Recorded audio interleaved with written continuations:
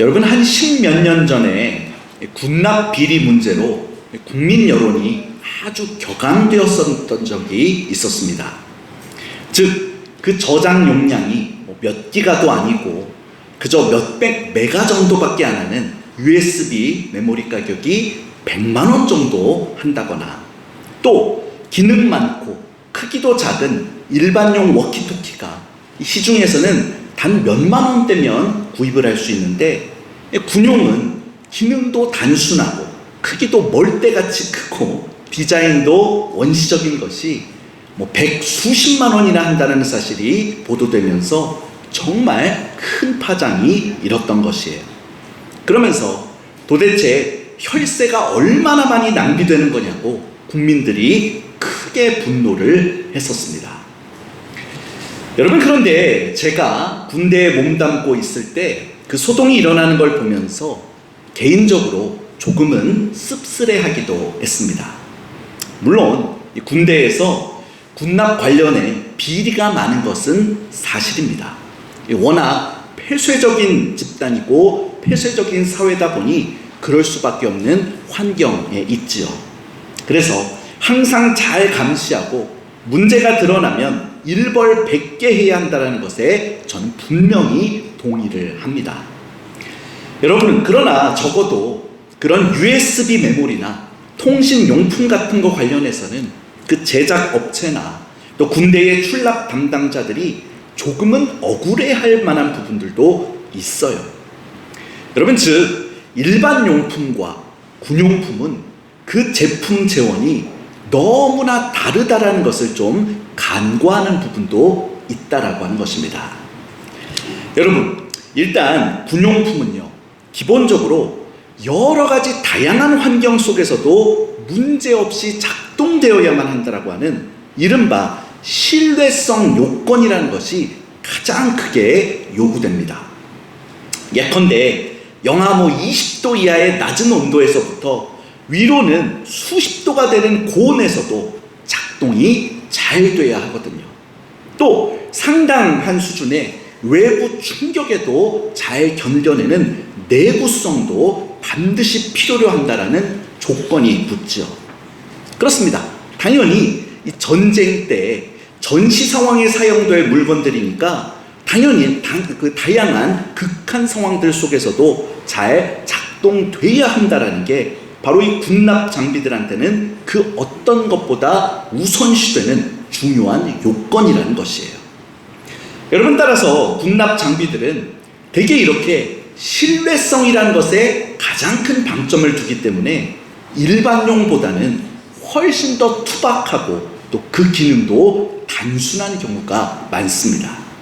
게다가 그런 요건들을 요구받지 않는 일반 용품과 아예 생산 방식도 많이 다르죠. 그래서 군용품을 특수하게 찍어낸 생산 라인은 일반용으로 나중에 활용하기도 썩 쉽지가 않아요. 때문에 일단 생산 설비 투자 부담도 엄청납니다. 또 무엇보다 군대에 납품되기 위해서는 여러 극한의 테스트들을 장기간 거쳐야 되다 보니까 자연스럽게 그 생산 단가가 항상 일반용보다는 높아지는 경우가 많은 것이죠. 여러분, 다시 말씀드리지만 비리도 정말 있긴 있을 겁니다. 그러나 이 전쟁 상황을 비롯해서 어떤 비상 상황 하에서든 문제없이 재기능할 수 있는 장비와 부품을 만들기 위해서는 분명 생각보다는 많은 비용이 들기 마련이에요. 여러분, 따라서 그런 장비와 부품은 정말 일반용보다 훨씬 더 요구사항도 까다롭고, 그래서 상상을 뛰어넘는 아주 강도 높은 테스트들을 거쳐야만 채택될 수 있다는 것을 안다면 이 비판을 하더라도 조금은 가려서 할 수 있지 않나, 그런 생각을 하게 되는 겁니다. 여러분, 이 시간에 제가 갑자기 이 군용품 말씀을 좀 드린 것은 이렇게 무언가를 정말 기묘한 일에서 제 역할하는 존재로, 즉 신뢰성 있는 존재로 만들기 위해서는 아주 강도 높은 테스트 과정이 필요하다는 것을 상기하기 위해서입니다. 즉 일반 상황보다 훨씬 더 극한적인 조건들을 적용해 보면서 많은 테스트를 해보는 일이 너무나 중요하다는 것을 말씀드리기 위해서예요. 여러분, 그리고 한편으로는 우리 복음이 또한 바로 그렇다라는 것입니다. 그렇습니다. 오늘날 우리는 하나님의 귀한 선물이자 너무나 위대한 생명의 능력이 있다라고 하는 복음을 받았는데요. 그렇다면 정말 우리는 이 복음에 대해서 깊은 신뢰를 가지고 삶 속에서도 날마다 적극적으로 적용해야 하지 않겠습니까? 근데 그러려면 우리도 실제적으로 이 복음에 대한 확실한 신뢰가 있어야 하는 것이죠. 정말 그래야 다른 핑계도 되지 못하고 내 삶에 이 복음을 충실히 적용하며 살 수 있기 때문이에요. 여러분, 그리고 바로 그런 면에서 보면 오늘 본문인 이 디도서는 복음이라는 것이 아주 척박하고 어려운 환경 속에서도 얼마나 위대하게 사람들을 살려내고 변화시켜 낼 수 있는가를 여실히 보여주는 마치 복음에 대한 검증 내력서 같은 말씀이라고 볼 수가 있습니다. 즉, 복음이 극한 상황들 속에서도 그 테스트들을 얼마나 잘 통과해내는지, 그리고 그래서 우리의 삶에 얼마나 검증된 생명의 능력이 될 수 있는가를 분명히 보여주는 실증이라 말할 수 있다는 것이죠. 여러분, 실제로 오늘 본문의 배경이 되는 그레데라고 하는 곳은 정말로 복음이 뿌리내리기에는 너무나 어려운 요소들이 많이 있던 곳이었습니다. 여러분, 제가 전에 교회 학교에서는 아이들과 먼저 한번 나눴던 말씀이고요. 언젠가 여러분과도 또 따로 살펴볼 말씀인데요. 간단하게만 소개해드리면 이 당시 그레데는 사회, 정치, 문화적으로 너무나 불안하고 어려움도 많은 곳이었습니다. 즉, 고대 문헌에 보면 The most evil 3C라고 하는 말이 회자됐더랬어요. 즉, 당대 로마 그리스 문화권에서 C 철자로 시작되는 가장 악한 민족, 세 민족이 있었다라는 뜻입니다.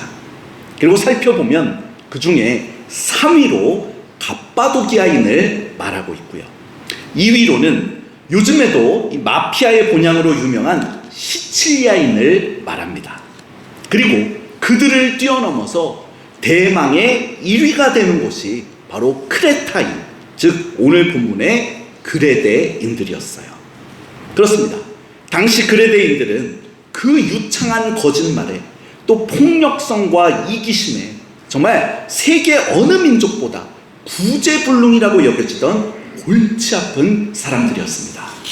그러니 이런 극한의 그레데 같은 상황 속에서도 우리 믿음의 선배인 디도가, 그리고 또 그레데 교회 성도들이 끝까지 복음을 붙잡고 복음 방법대로 승리하고 성공한다면 어떤 일이겠습니까? 정말 오늘날 그레데와는 비교도 할 수 없이 편안한 환경에서 살아가고 있는 우리가 뭐라고 말할 수가 있겠냐고요. 정말 내 삶에 복음을 적용하는 게 너무 힘들다고, 또 이 시대에는 복음의 방법이 맞지 않다고 핑계댈 여지가 없어지게 되는 것이죠. 여러분, 그래서 일단 우리는 오늘 본문에서 먼저 첫째로 1절에 바울이 디도에게 권면하는 말씀 중에 바로 그레데 성도들로 하여금 통치자들과 권세 잡은 자들에게 복종하며 순종하라는 당부를 하는 것부터 정말 의미심장하게 받아들일 수 있게 됩니다.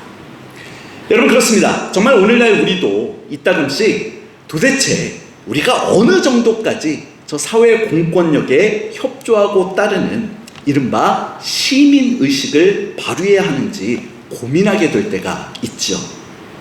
여러분, 그런데 정말 이 디도서가 그런 고민을 하는 우리에게도 아주 명확한 답을 제시해 준다는 것입니다. 여러분, 사실 역사적으로 이 그레데는 AD 67년경에 로마 제국에 완전히 정복되어서 그 통치 아래로 들어갑니다. 바로 딱 이 디도서가 기록될 즈음에 있었던 사건이었어요. 그런데 좀 전에도 말씀드렸지만 고대 때부터 워낙 그 성질과 난폭함이 유명했던 그레데 사람들은 로마에 정복당한 후에도 로마의 속박으로부터 벗어나기 위해서 끈질기게 저항을 시도하고 있었습니다. 사실 그레데인들 입장에서만 보면 자기들을 정복하려는 로마 제국에 대해서 항거하는 게 민족적으로는 당연한 일이고 심지어 애국하는 일이라고도 볼 수 있었죠.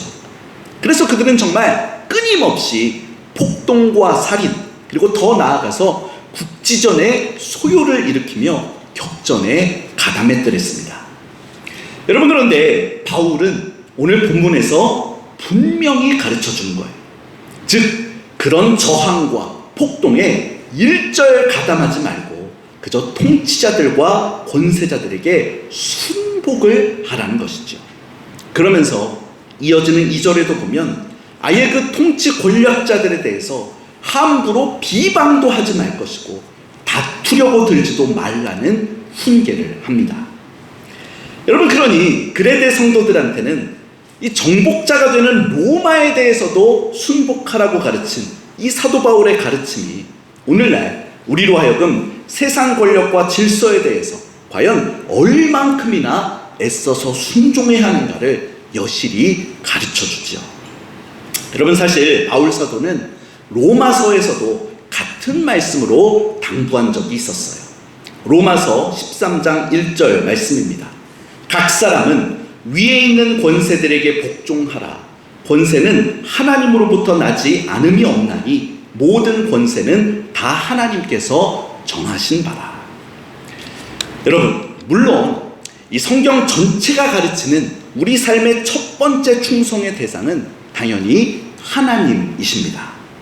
따라서 하나님을 향한 충성이 최우선이기 때문에 이 하나님에 대한 충성과 국가에 대한 의무가 충돌을 할 때는 하나님에 대한 충성 쪽을 우선하는 게 당연하겠죠. 그래서 이 초대교회도 나중에 로마 제국이 본격적으로 교회를 핍박하고 박해하면서 황제 숭배를 비롯해 우상 숭배들을 강요할 때는 단호히 그것들을 거부했어요. 그러나 그렇게 국가 권력이 하나님에 대한 충성을 방해하거나 대적하지 않는 한 바로 우리는 사회 질서를 유지하고 또 권선징악을 도모하는 정상적인 공권력에 대해서만큼은 철저하게 순종하며 협조해야 한다는 것입니다. 여러분, 사실 우리 초대교회 믿음의 선진들이 어떠했습니까? 우상 숭배는 정말 철저히 거부하면서도 그러나 심지어 목숨이 달아날지언정 폭력을 동원한 항거 같은 것은 절대로 하지도 않고 비폭력 입장만을 늘 견지했었죠.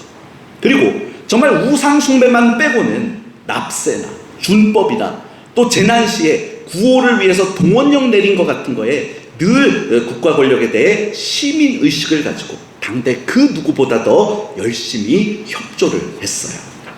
여러분, 그러니 오늘날 이 민주화 시대, 인권 시대, 법치국가 시대를 누리며 생활하는 우리들이 이 앞에서 무슨 말을 할 게 있겠습니까?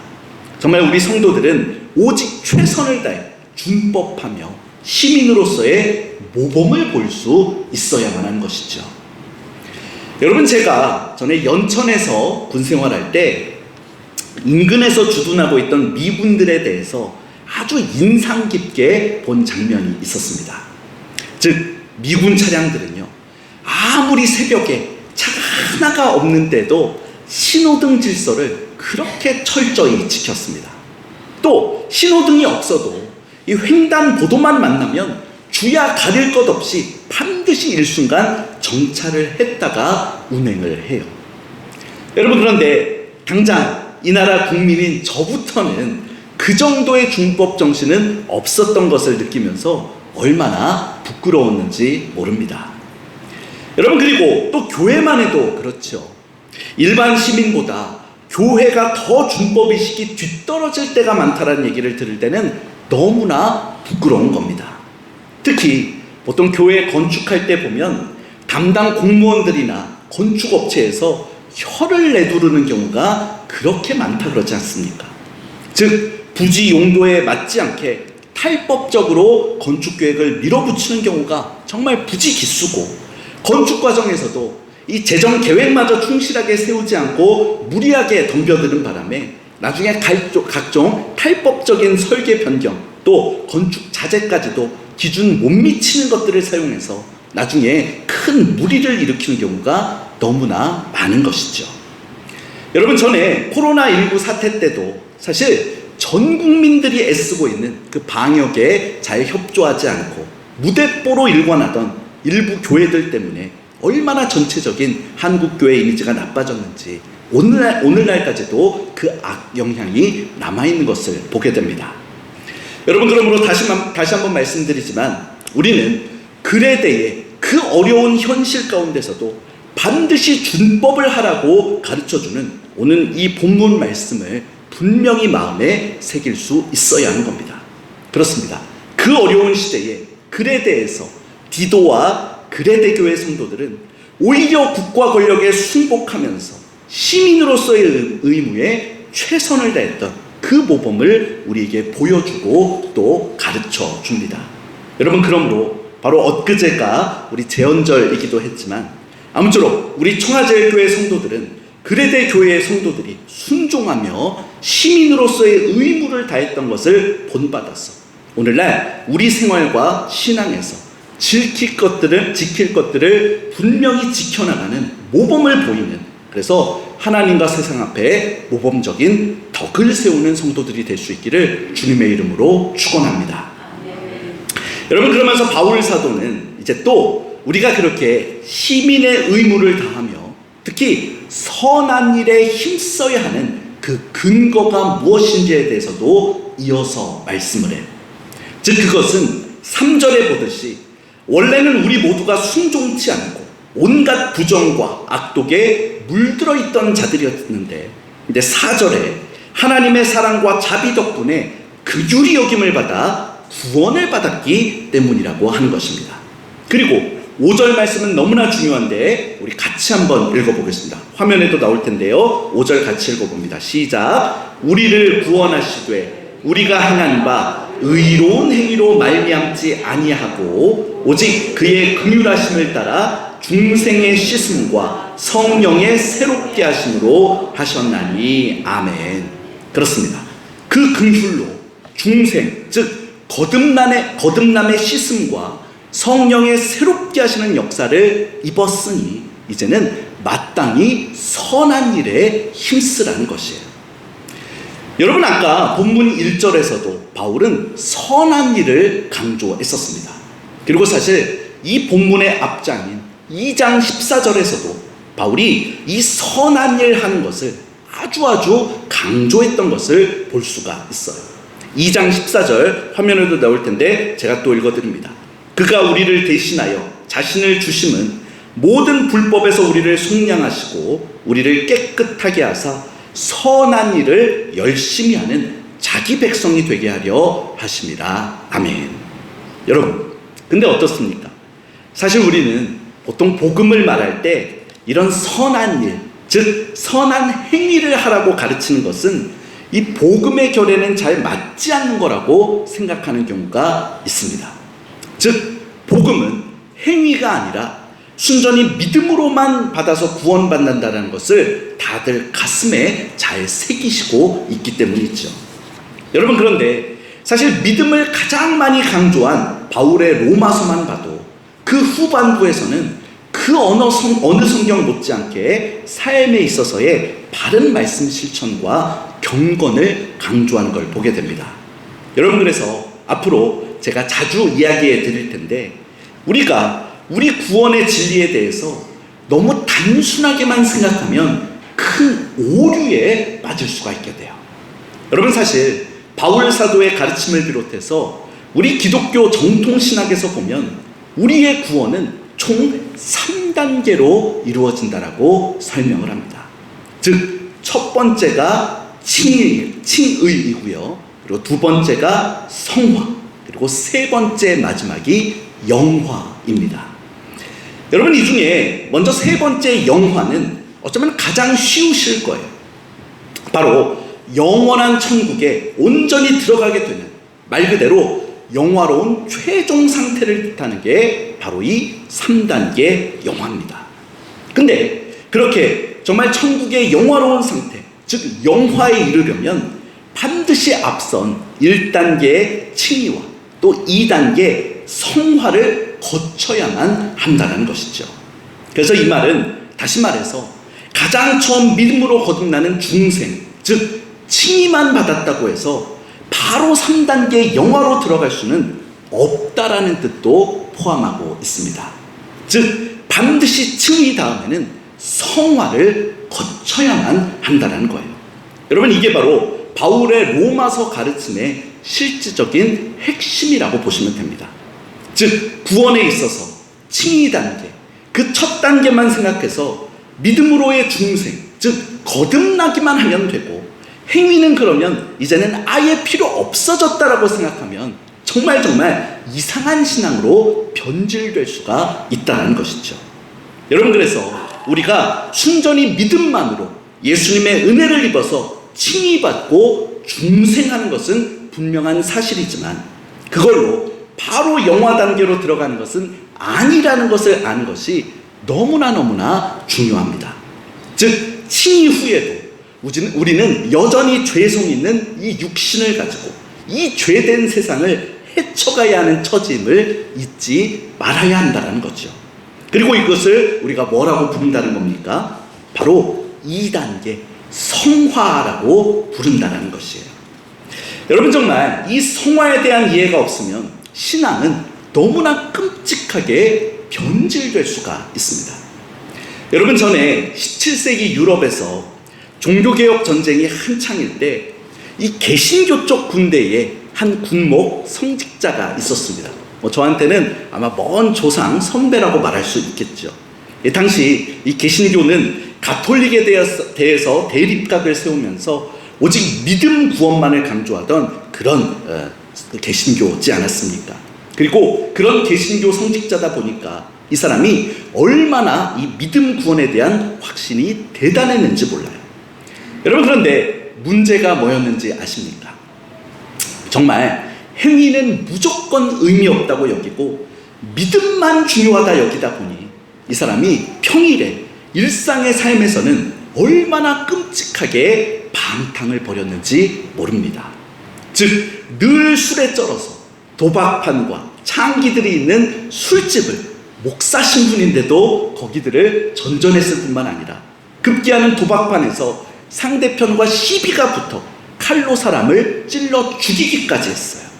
그런데 그럼에도 불구하고 그가 뭐라고 당당하게 외쳤는지 아십니까? 그가 당시 입버릇처럼 외치면서 인용하던 게 바로 고린도전서 1장 8절 말씀이었어요. 주께서 너희를 우리 주 예수 그리스도의 날에 책망할 것이 없는 자로 끝까지 견고하게 하시리라. 그러면서 말했습니다. 나는 이미 믿은 자니까 내가 어떤 죄를 지어도 주님은 나의 구원을 견고하게 만들어 주신다라고요. 그러면서 내가 또 이번 주일에도 교회에서 회개하고 믿음을 고백했으니 내 죄는 말끔히 다 사라져서 누구도 나를 정죄할 수 없다라는 말을 했습니다. 그러면서 계속 당당하게 그 죄악된 삶을 이어갔었다라는 것이죠. 여러분, 그런데 바로 이런 것을 좀 어려운 말인데 도덕 폐기론이라고 하죠.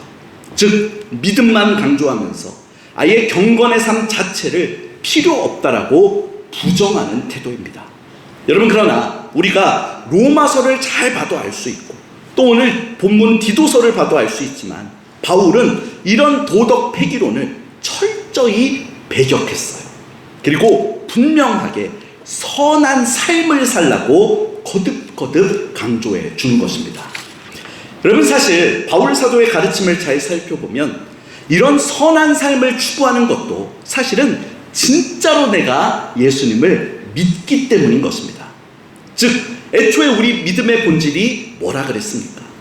바로 나 혼자서 선하고 거룩하게 사는 것은 불가능하다라고 믿는 게 우리의 믿음이거든요. 그런데 정말 그것을 제대로 믿어서 1단계, 그 칭의 중생을 제대로 얻은 사람은 바로 이제 2단계 성화의 과정에서도 나 혼자만의 힘으로는 선하게 살며 거룩함과 의를 이루는 것이 불가능하다라고 고백하게 되어 있습니다. 그래서 바로 이 성화 단계에서 제일 중요한 것을 바로 내 의와 거룩의 마침을 이루실 수 있는 유일한 분, 바로 우리 예수님과 철저히 연합해야 하는 것으로 이해하게 되는 것이에요. 여러분, 그래서 1단계 칭의로 거듭난다는 중생 단계에서 가장 중요한 것을 오직 믿음이라고 말한다면, 이제 2단계 성화에서는 또 가장 중요하게 여기는 개념이 바로 연합이라고 하는 개념입니다.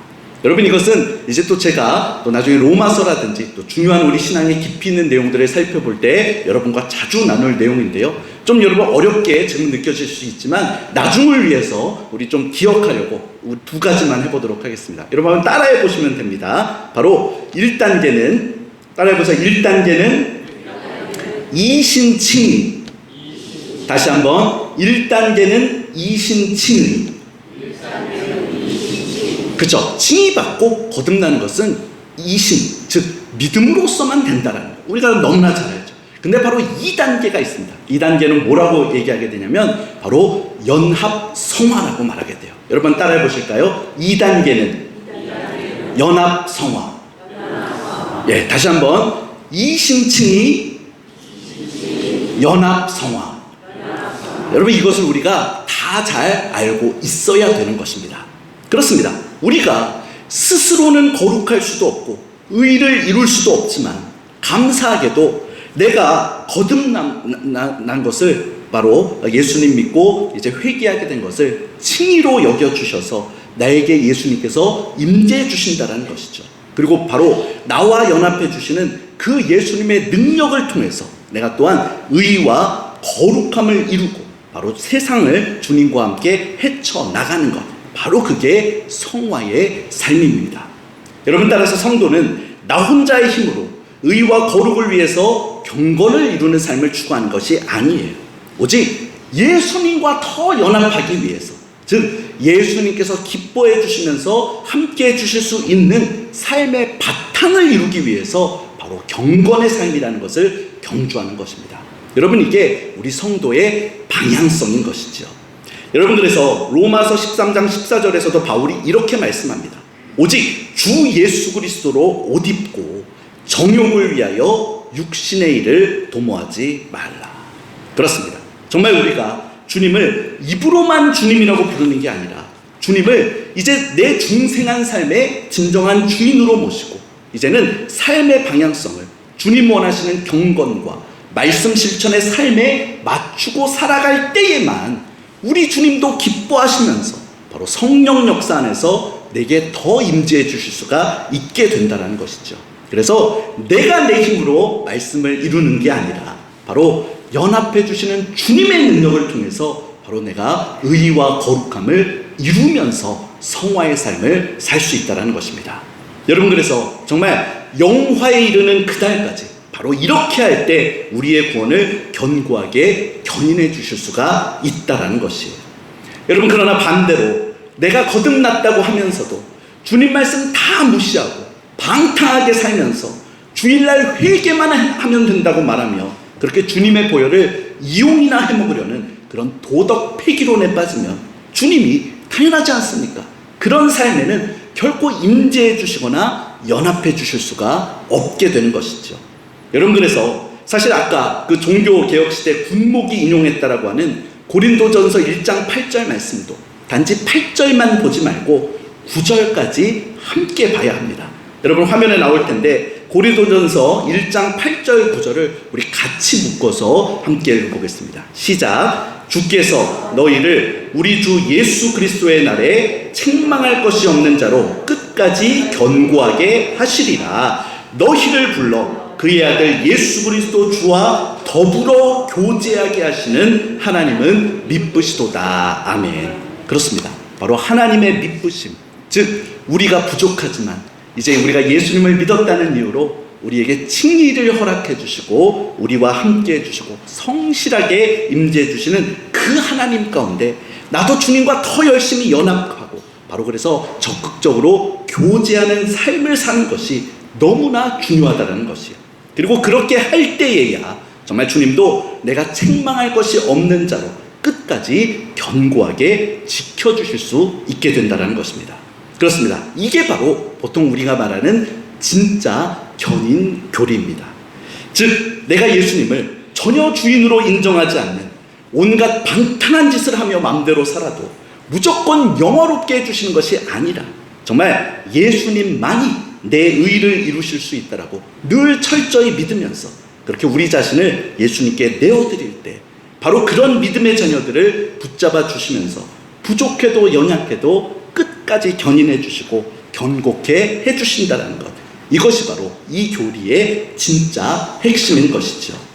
여러분, 그러므로 정말 나의 거룩함과 이 의를 이루실 수 있는 우리 예수님과 늘 조금이라도 더 가까이 연합하기 위해서 늘 주님께서 기뻐하실 만한, 기뻐하시며 임재하실 만한 예배 생활, 말씀 생활, 경건 생활, 또 오늘 바울이 당부하듯이 선한 일들에 늘 어제보다 더 힘을 내고 참여할 수 있는 저와 여러분들 모두가 될 수 있기를 주님의 이름으로 축원합니다. 여러분, 이제 말씀을 정리합니다. 여러분, 이 디도서는 누가 뭐래도 복음의 적나라한 실제 적용편이라고 말할 수 있어요. 즉 디도서는 복음이 그 어떤 상황에서도 적용이 될 수가 있고 또 그 누구에게든 생명을 줄 수 있는 능력이 된다는 것을 잘 보여주죠. 그러므로 아무쪼록 우리도 디도와 그레데 성도들이 주님 말씀을 통해서 승리했던 것을 가슴에 새기고 오늘날 우리 삶 속에서 그 어떤 핑계도 대지 말고 이 귀한 주님의 말씀들을 그저 충실히 적용하고 따라서 정말 예수님께서 기뻐하시면서 성령 안에 임재해 주시고 그래서 그 예수님의 능력으로 말미암아 이 귀한 말씀들을 다 성취하고 이루면서 사는 온전한 성화의 삶을 이루는 저와 여러분들 모두가 될 수 있기를 주님의 이름으로 축원합니다. 기도하겠습니다.